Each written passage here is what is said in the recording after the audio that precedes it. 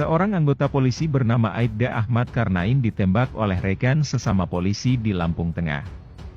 Peristiwa ini terjadi di depan rumah korban di Lampung Tengah, Minggu, 4 September 2022, sekitar pukul 21.30 waktu Indonesia Barat. Pelaku penembak adalah rekan korban yang menjabat sebagai pejabat sementara, Kanit Provos Polsek W Pengubuan. Motif pelaku diduga karena sakit hati. Kepala Bidang Hubungan Masyarakat Polda Lampung, Komisaris Besar Zahwani Pandra Arsyad mengatakan, pelaku memiliki motif dendam pribadi kepada korban. Kapolres Lampung Tengah AKBP Dovie Fahlevi Sanjaya mengatakan, pelaku sakit hati karena sering diintimidasi dan aibnya dibuka ke publik. Dari keterangan pelaku, korban sudah menyinggung ranah keluarga dengan membeberkan informasi bahwa istrinya belum bayar arisan online. Pelaku melihat di grup WhatsApp, bahwa korban telah membeberkan informasi, bahwa istri pelaku belum membayar arisan online, kata Kapolres AKBP Dovie Fahlevi Sanjaya. Selamat siang, salam sejahtera bagi kita semua. Yang saya hormati, Pak Kapolres Lampung Tengah, kemudian juga hadir Pak Kabakop dan dari Satreskrim, dan saya hormati rekan-rekan para awak media. Pada hari ini, Senin 5 September 2022, kami, artinya Polda Lampung bersama Polres Lampung Tengah, dalam ini akan melaksanakan kegiatan konferensi pers terkait dengan adanya pengungkapan kasus pembunuhan terhadap seseorang, di mana ini adalah korban adalah sebagai anggota Polri, sebagaimana dipersangkakan dalam pasal 338 KUH Pidana. Jadi kejadian ini saya secara umum saya sampaikan bahwa membenarkan adanya peristiwa terjadi pembunuhan pada hari Minggu tanggal 4 September 2022 sekira pukul 21.30 di wilayah hukum Polres Lampung Tengah, yang mengakibatkan korban ini meninggal dunia. Dan tentunya saat ini korban tengah dilakukan proses untuk pemeriksaan baik visum et repertum dan untuk selanjutnya dalam rangka untuk pengungkapan kasus ini. Dan perlu saya jelaskan bahwa dalam pengungkapan kasus ini adalah penegasan langsung dari Bapak Kapolda Lampung, Irjen Pol Dr. Ahmad Wiyagus SK MMMSI, yang mana beliau menyampaikan bagaimana untuk segera mengungkap kasus ini, baik kasus pidananya yang telah dilakukan oleh tersangka dan juga dalam kasus untuk kode etik profesi di mana pelaku adalah oknum anggota kepolisian. Baik rekan-rekan sekalian, untuk mempermudah ataupun menjelaskan secara kronologi singkat, saya akan mempersilakan kepada Kapolres Lampung Tengah, AKBP Dovie, yang akan menjelaskan secara rinci ataupun secara terangnya suatu permasalahan. Jadi konferensi pers ini adalah untuk menjawab kepada publik. Sekali lagi saya berharap untuk informasi yang didapat ini adalah hasil dari konferensi pers. Jadi tidak ada informasi-informasi di luar kegiatan dari konferensi pers yang kami lakukan pada hari ini. Demikian, mungkin untuk waktu dan tempat kami persilakan untuk Bapak Kapolres Lampung Tengah, AKBP Dovie, untuk menyampaikan kronologi ini. Terima kasih.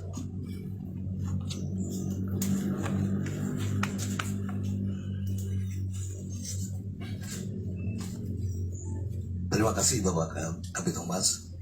Mohon izin. Selamat siang rekan-rekan.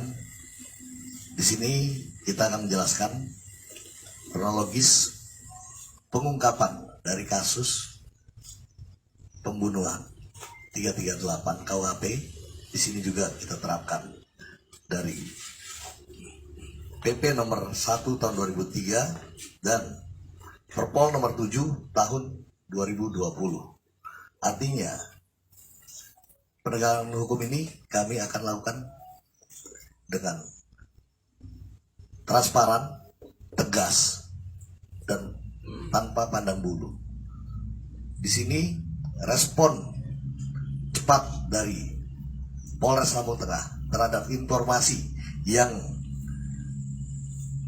terjadi adanya penembakan pada pukul 21.15 pada hari Minggu tanggal 4 September 2022 dapat diungkap oleh personil Polres Lampung Tengah pada hari yang sama, malam itu juga pukul 23.45, dan pelaku tunggal yaitu rekan kerja, di mana motif daripada penembakan tersebut adalah rasa dengki, sakit hati si pelaku terhadap korbannya, di mana dalam masa dinas bersama-sama dari tahun 2018 pelaku merasa sering diintimidasi dan dibuka aibnya. Pengakuan dari pelaku seperti itu.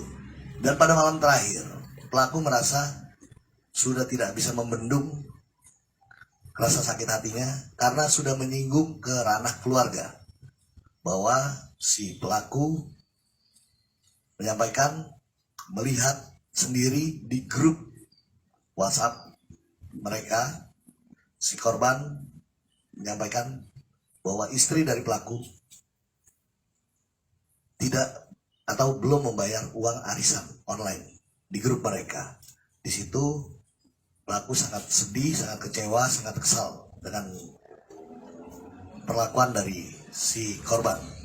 Dan saat pelaku masyarakat piket SPK di Polsek Wai Pengubuan, istri dari pelaku tersebut menelpon dengan cara video call, menyampaikan bahwa sang istri sedang tidak sehat, keadaannya demam.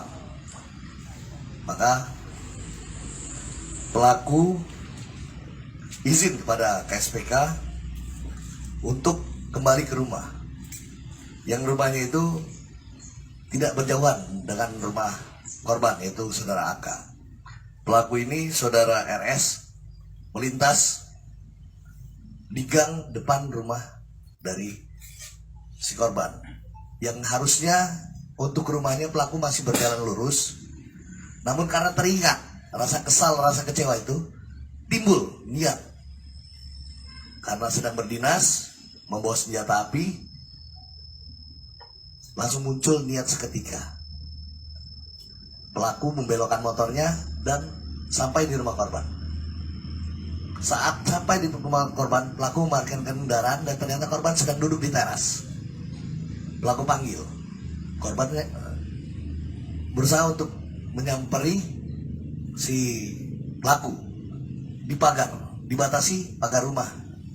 Pelaku di luar pagar, korban menyamperi ke arah pagar.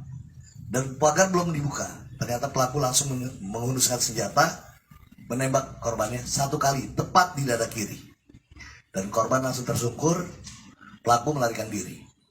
Dan dari hasil pemeriksaan para saksi, yang dimana kita juga mengumpulkan alat bukti, semua persesuaian itu kita dapatkan, bahwa pengakuan daripada si pelaku, dia melakukan penembakan sendiri 1 kali, menggunakan motor, dan ada saksi yang melihat dan mendengar, tetangga korban yang depan rumah korban, yang kanan kiri korban, yang ikut mengantar korban ke rumah sakit. Dan semua persesuaian itu kita dapatkan, dan korban diantar bersama tetangga, juga istrinya menggunakan mobil milik korban ke rumah sakit Harapan Bunda. Namun setelah tiba di rumah sakit, korban sudah dalam keadaan tidak bernyawa.